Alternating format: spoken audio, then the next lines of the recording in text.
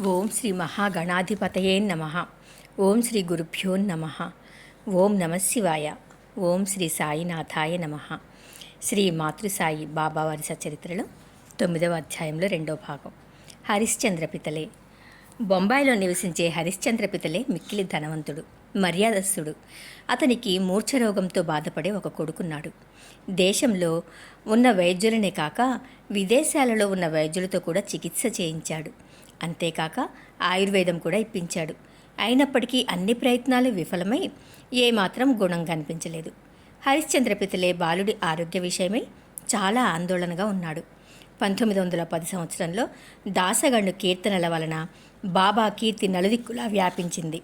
కేవలం బాబా దర్శనంతోనో హస్తస్పర్శతోనో దృష్టి మాత్రం చేతనో అనేక మంది జబ్బులు నయం చేస్తారని పితలే ఎవరి ద్వారానో వినడమే కాక దాసగండు కీర్తనల వలన కూడా బాబా మహత్యాన్ని గ్రహించాడు. భక్తితో శరణు కోరిన వారి కోరికలను బాబా తీర్చి వారి దుఃఖాలను తొలగిస్తారని తెలుసుకున్న పితలే తన కుమారుని జబ్బు కూడా బాబా దర్శనం వల్ల నయమవుతుందనే ఆశతో భార్యాపిల్లలతో కలిసి షిరిడీ వెళ్ళి బాబాకు సాష్టాంగ నమస్కారం చేసి జబ్బుతో ఉన్న బాలుణ్ణి సాయి పాదాలపై పడుకోబెట్టాడు. సాయి దృష్టి ఆ బాలుడి మీద పడగానే ఒక వింత సంఘటన జరిగింది. ఆ బాలుడు వెంటనే స్పృహ తప్పి పడిపోయాడు. నోటి నుంచి నురగ కక్కుతూ కళ్ళు తేలేశాడు. శరీరమంతా చెమటలు పట్టి శ్వాస ఆగిపోతుందేమో అన్నంత భయం కలిగింది. అతనికి ఇంతకుముందు మూర్ఛలు వచ్చేవి, కానీ ఈ మూర్ఛ చాలాసేపటి వరకు తగ్గలేదు. అది చూసిన ఆ తల్లి బాధ వర్ణనాతీతమైంది. తాము షిరిడీ వచ్చిందే బాబు ఆరోగ్యం బాగుపడటానికి. ఇప్పుడు ఆ బాబు జబ్బు తగ్గటం అటుంచి అసలు ప్రాణాలకే ముప్పు ఏర్పడిందని ఆమె వణికిపోయింది. ఇప్పుడు ఆమె పరిస్థితి ఎలా ఉందంటే, దొంగలకు భయపడి పారిపోతూ ఒక ఇంట్లోకి ప్రవేశిస్తే ఆ ఇల్లు కూలిపోయినట్లు, పులికి భయపడి పారిపోయే ఆవు అనుకోకుండా కసాయివాని చేతిలో పడినట్లు, ఒక బాటసారి ఎండబాధను తట్టుకోలేక చెట్టు నీడకి వెళ్ళేసరికి ఆ చెట్టే విరిగి అతనిపై పడినట్లుగా బాబాను నమ్మి వచ్చిన తమ బిడ్డకు బాబాను చూడగానే ప్రాణాపాయం కలిగిందని ఆమె కన్నీరు మున్నీరుగా ఏడవసాగింది. అప్పుడు బాబా వారితో భయపడవలసిన అవసరం లేదని, ఆ బాబును తీసుకుని వాడాకు వెళ్ళమని, ఒక అరగంటలో ఆ బాబుకు స్పృహ వస్తుందని ధైర్యం చెప్పగానే ఆ తల్లిదండ్రులు ఆ అబ్బాయిని తీసుకుని వాడాకు వెళ్ళారు. ఎంతో కష్టంగా అరగంట గడిచింది. బాబా చెప్పినట్లుగానే అరగంట గడవంగానే ఆ బాబుకు మూర్ఛ తగ్గి స్పృహ వచ్చింది. అప్పుడు ఆ తల్లిదండ్రుల ఆతృత, దుఃఖం తగ్గి ఇద్దరూ ద్వారకామాయికి వచ్చి ఎంతో కృతజ్ఞతతో బాబా పాదాలకు నమస్కరించి దగ్గర కూర్చున్నారు. పితలే భార్య బాబా పైననే దృష్టి ఉంచి ఆనంద భాష్పాలు రాలుస్తూ కూర్చున్నది. ఆమె ప్రేమ భావానికి బాబా చాలా సంతృష్టి చెందారు. అప్పుడు బాబా వారితో, ఇప్పటికైనా వాళ్ళ సందేహాలు సంశయాలు తీరాయా అని అడిగి, ఎవరైతే భగవంతుని మీద నమ్మకంతోనూ సహనంతోనూ ఉంటారో వాళ్లను భగవంతుడు తప్పకుండా రక్షిస్తాడని చెప్పారు. పితలే ఎంతో ధనవంతుడైనప్పటికీ, ఎంతోమంది విదేశీ వైద్యులు పరీక్షించినప్పటికీ తగ్గని అతని కొడుకు జబ్బు ఒక మారుమూల కుగ్రామమైన షిరిడీలో తగ్గటం వలన అతనెంతో ఆనందించాడు. అతడు మనస్ఫూర్తిగా తన హోతాకు తగ్గినట్లు మిఠాయిలు పళ్ళు బాబాకు సమర్పించుకుని అందరికీ పంచిపెట్టాడు. వాళ్ళెంతో తృప్తిగా కొన్ని రోజులు షిరిడీలోనే ఉండి సంపూర్ణ విశ్వాసంతో వాళ్ళ ఊరు తిరిగి వెళ్ళారు. ఇక ఔరంగాబాద్కర్ భార్య. షోళాపూర్లో నివసించే సఖారాం ఔరంగాబాద్కర్ భార్యకు పెళ్ళై 27 సంవత్సరాలు గడిచినా సంతానం కలగలేదు. బాబా మహిమల గురించి విన్న ఆమె ఆఖరి ప్రయత్నంగా తన సవతి కొడుకును సాయం తీసుకుని షిరిడీకి వచ్చి బాబాకు నమస్కరించింది. బాబా చుట్టూ ఎప్పుడు భక్తులుండటం వలన ఆమె సిగ్గుతో తన కోరికను బాబాకు చెప్పలేకపోయింది. బాబా దగ్గర ఎవ్వరూ లేని సమయం చూసి తన మనసులోని కోరికను అడగాలని 2 నెలలుగా వేచి చూసింది. కానీ ఆమెకు అవకాశం దొరకలేదు. అప్పుడు ఆమె శ్యామ దగ్గరకు వెళ్ళి భక్తులెవ్వరూ లేని సమయం చూసి బాబా చెవిలో తన కోరికను వివరించమని కోరింది. దానికి శ్యామ ఆమెతో, ఈ ద్వారకామాయి ఎప్పుడూ తెరిచే ఉంటుందని, అది ఎప్పుడూ ఖాళీగా ఉండదని, బాబా దర్శనానికి ఎప్పుడూ ఎవరో ఒకరు వస్తూనే ఉంటారని, సాయి దర్బారులో ఎవరికీ ఎటువంటి ఆటంకాలు లేవని చెప్పాడు. అయినా తాను ప్రయత్నిస్తానని, బాబా ఆమె కోరికను తప్పకుండా తీర్చగలరని ధైర్యం చెప్పాడు. శ్యామ ఆమెతో ఒక కొబ్బరికాయను అగరొత్తులను పట్టుకుని సభామండపంలో సిద్ధంగా నిలబడి ఉండమని చెప్పాడు. బాబా భోజనం చేసే సమయంలో ప్రసన్నంగా ఉన్నప్పుడు తాను బాబాతో ఆమె సంగతి చెబుతానని, అప్పుడు తాను సంజ్ఞ చేయగానే ఆమెను బాబా వద్దకు రమ్మనమని చెప్పాడు. ఆమె ఆ రకంగానే సిద్ధంగా ఉంది. మధ్యాహ్నం భోజనమైన తర్వాత శ్యామ బాబా చేతులను తుడుస్తుండగా బాబా శ్యామ బుగ్గగిల్లారు. అప్పుడు శ్యామ ఇలా బుగ్గలిగిల్లే చిలిపి దేముడు తమకు అక్కర్లేదని, ఎప్పుడూ ముద్దులు మిఠాయిలు ఇచ్చే దేముడే తమకు కావాలని అన్నాడు. అప్పుడు బాబా శ్యామతో, మనది 72 జన్మల అనుబంధమైనా ఎప్పుడూ తాను బుగ్గగిల్లలేదని, ఒక్కసారి గిల్లగానే శ్యామ ఇలా అంటున్నాడెందుకు అని అన్నారు. అప్పుడు శ్యామ బాబాతో తాము బాబా నుంచి గౌరవ మర్యాదలు కానీ, విమానం కానీ, ఆఖరికి స్వర్గం కూడా ఆశించడం లేదని, బాబా పాదాల మీద ప్రేమ నమ్మకము ఎప్పటికీ ఉండేటట్లు బాబా చేయాలని కోరుకుంటున్నామని చెప్పాడు. ఈ సంభాషణ జరిగేటప్పుడు బాబా ప్రసన్నంగా ఉండటం గమనించిన శ్యామ బాబాతో మాట్లాడుతూ ఆమెను బాబా దగ్గరకు రమ్మనమని సంజ్ఞ చేశాడు. దీనికోసమే ఎంతో ఆత్రంగా ఎదురుచూస్తున్న ఆమె వెంటనే వచ్చి వినయంతో బాబాకు నమస్కరించి కొబ్బరికాయను బాబా చేతిలో పెట్టింది. బాబా ఆ కొబ్బరికాయను తీసుకుని గట్టిగా ఊపగా లోపల ఉన్న కురుడి గలగలమన్నది. అప్పుడు బాబా శ్యామతో, ఈ కొబ్బరికాయ లోపల ఏమున్నది, ఇదెందుకని గలగల్లాడుతోంది అని అన్నారు. అప్పుడు శ్యామ ఇదే తగిన సమయమని గ్రహించి ఆమె తన కడుపులో కూడా ఒక బిడ్డ అలా ఆడాలని కోరుకుంటుందోని కాబట్టి ఆ కొబ్బరికాయను బాబా ఆశీర్వాదాలతో ఆమె ఒడిలో వేస్తే ఆమెకు సంతాన పరంపర కలుగుతుందని అన్నాడు. కొబ్బరికాయల వల్ల పిల్లలు పుడతారా, ఇలా అనుకోవడానికి ప్రజలంత పిచ్చివాళ్ళు అని బాబా అన్నారు. బాబా అమూల్య వాక్కుకున్న అద్భుత శక్తి గురించి తనకు తెలుసునని బాబా ఆమెను ఆశీర్వదించాలని శ్యామ పట్టుపట్టాడు. బాబా శ్యామను ఆ కొబ్బరికాయ పగలగొట్టమన్నారు. శ్యామ దానిని ప్రసాద రూపంగా ఆమెకివ్వమని బాబాను పదే పదే బతిమిలాడాడు. చివరకు బాబా అతని భక్తికి లొంగి ఆమెకు సంతానం కలుగుతుందని అనగానే శ్యామ ఎప్పుడని అడిగితే బాబా 12 నెలలలోపు అని సమాధానం చెప్పారు. అప్పుడు శ్యామ ఆ కొబ్బరికాయను పగలగొట్టగా బాబా శ్యామ కలిసి ఒక చిప్పను తిని 2వ చిప్పను ఆ స్త్రీకి ఇచ్చారు. అప్పుడు శ్యామ ఆమెతో బాబా చెప్పిన ఈ మాటలకు ఆమె సాక్షి అని, ఒకవేళ బాబా చెప్పినట్లు జరగకపోతే ఈ ఫకీరు తల మీద ఒక కొబ్బరికాయ పగలగొట్టి ఈ మసీదు నుంచి వెళ్ళగొడతానని, ఇలా చేయకపోతే తాను శ్యామానే కాదని అన్నాడు. ఎంత చనువు ప్రేమ ఉంటే బాబా ముందు బాబా గురించి ఇలా మాట్లాడగలడు? ఎక్కడైతే ప్రేమ ఎక్కువగా ఉంటుందో అక్కడే చనువు ఏర్పడుతుంది. శ్యామకు బాబా ఒక గురువుగారిని, తనకు శిష్యుడనే భేదం లేక కేవలం సహజమైన ప్రేమ మాత్రమే ఉంది. కాబట్టే శ్యామ అలా మాట్లాడగలిగాడు. కానీ బాబా మీద గౌరవం లేక కాదు. ఇక బాబా చెప్పిన ప్రకారమే ఆమెకు 12 నెలలలో పుత్ర సంతానం కలిగింది. 5 నెలల బాబును తీసుకుని భర్తతో కలిసి ఆమె షిరిడీ వచ్చి బాబా ఆశీస్సులు అందుకుని 500 రూపాయలు దక్షిణగా బాబాకు సమర్పించుకుంది. బాబా ఆ డబ్బుతో తన దగ్గర ఉండే శ్యామకర్ణ అనే గుర్రానికి సేల కట్టించారు. కొబ్బరికాయ వల్ల సంతానం కలుగుతుందా అని ఏమీ తెలియని వాడిలాగా అడిగిన బాబా ఆ కొబ్బరికాయనే కొట్టి ఆమెకు ప్రసాదంగా ఇచ్చి ఆశీర్వదించి ఆమెకు సంతాన భాగ్యం కలిగించారు. ఇక శ్యామకు పాము కాటు. ఇప్పుడే పై కథలో శ్యామకు బాబా దగ్గరున్న చనువు ప్రేమ చూశాము. ఏ భక్తుడు దగ్గర కానంతగా శ్యామ బాబాకు దగ్గరైనాడు. అటువంటి నిష్కల్మషమైన భక్తుని బాధ్యతను బాబా ఏ రకంగా స్వీకరించారో ఇప్పుడు చూద్దాం. ఒకసారి శ్యామ చిటికెన వేలుండి పాము కరిచింది. దాని విషప్రభావం వల్ల ప్రాణాలు పోయేంత విపరీతమైన బాధ వలన అతను చాలా భయపడిపోయాడు.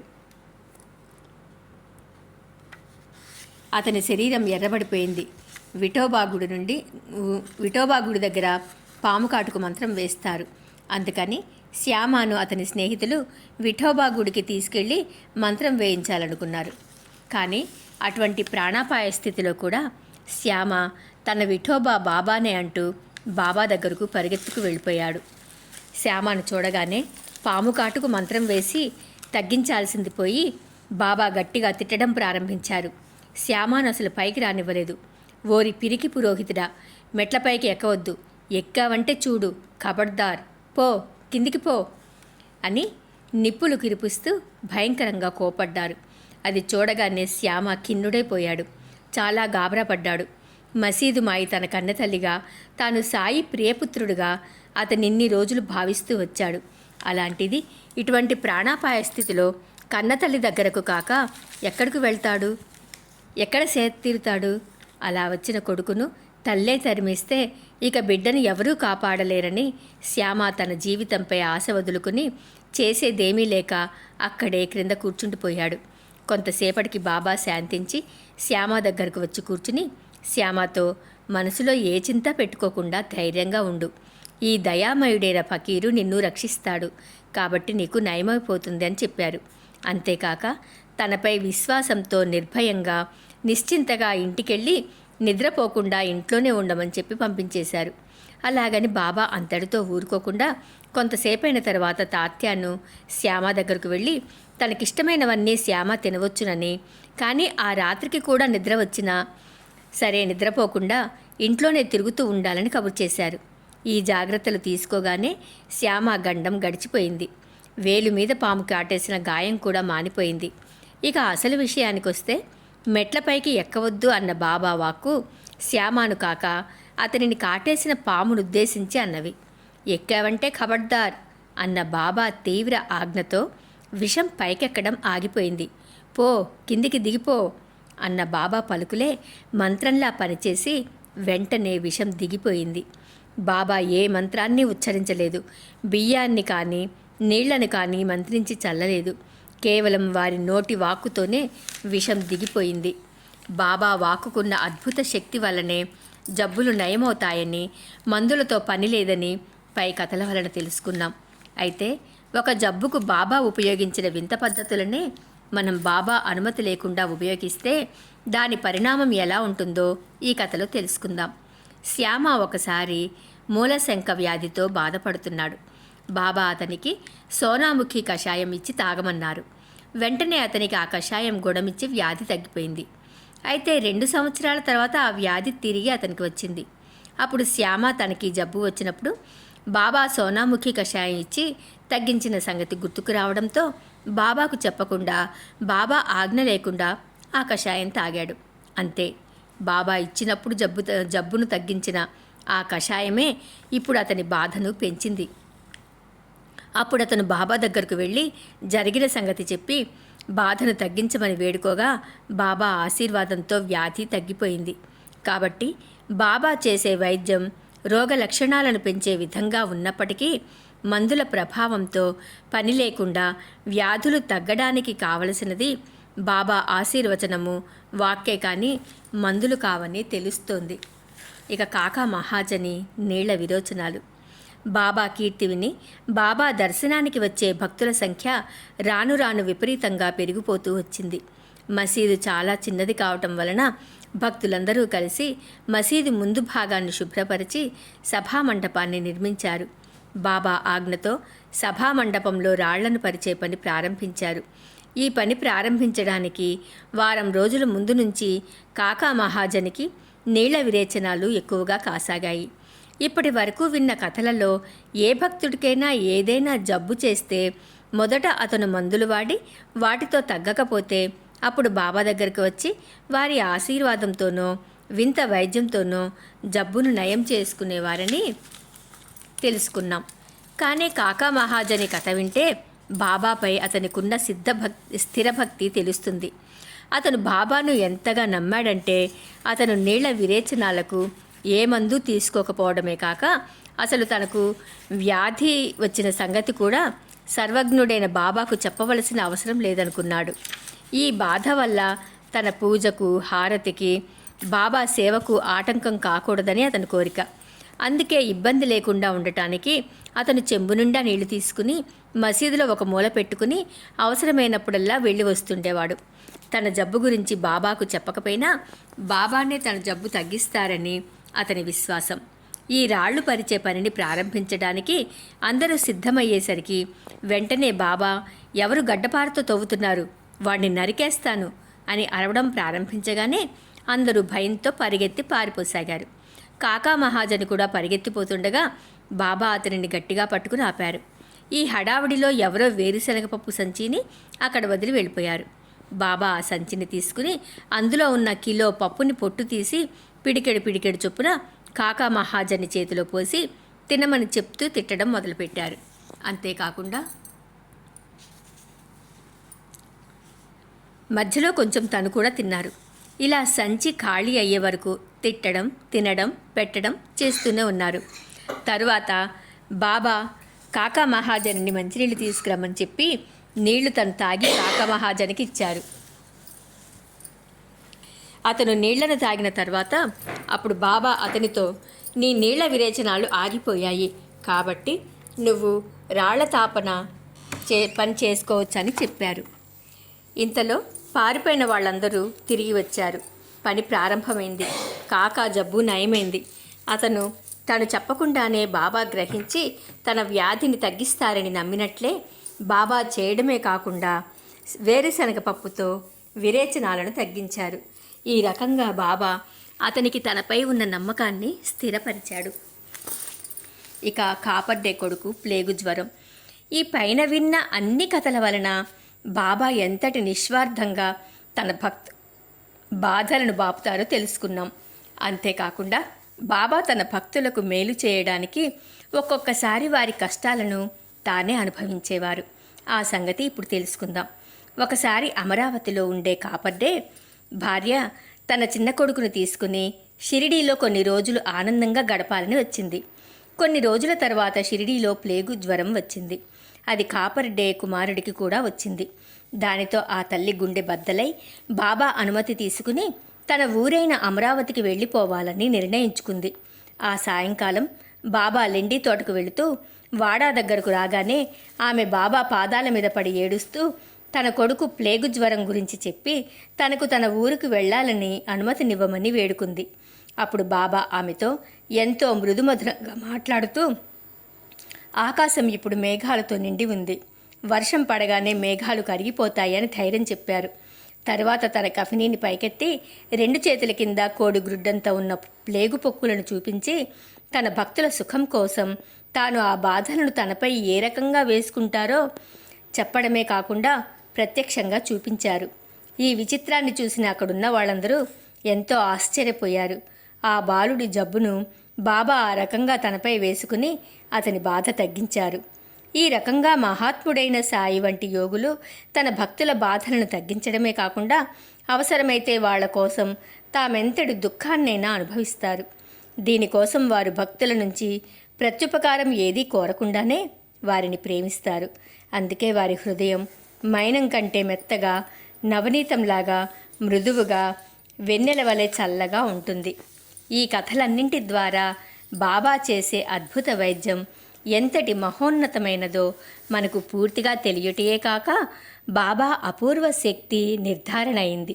మామూలుగా వచ్చే కడుపు నొప్పిని ఏ వాక్కు ద్వారా తగ్గించారో ప్రాణాంతకమైన పాము కాటును కూడా అదే వాక్కు ద్వారా తీసివేశారు.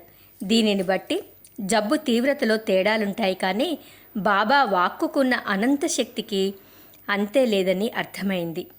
త్వమేవ సర్వం మమ దేవదేవ 9వ అధ్యాయం సంపూర్ణం.